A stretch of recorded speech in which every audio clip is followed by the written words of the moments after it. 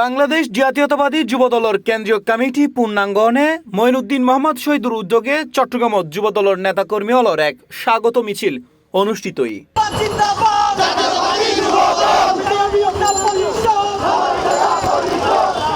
আজ মঙ্গলবার জুন 9 তারিখ নগরীর জমিয়াতুল ফালাহ জামে মসজিদ ময়দানতুন মিছিল শুরু হয়ে নগরীর বিভিন্ন সড়ক প্রদক্ষিণ শেষে মিছিল গুরুত্বপূর্ণ সড়কগুলি কাজীর দিউরি মুরুজেরে সংক্ষিপ্ত সমাবেশের মাধ্যমে শেষ হয়।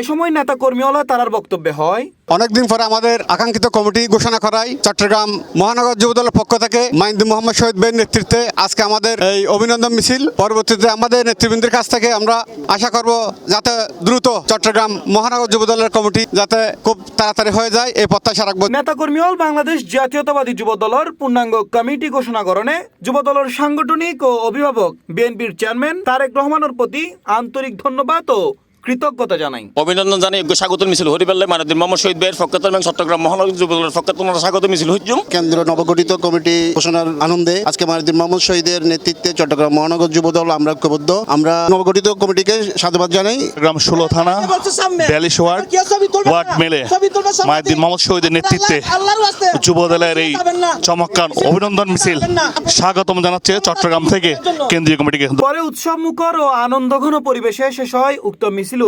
আনুষ্ঠানিকতা।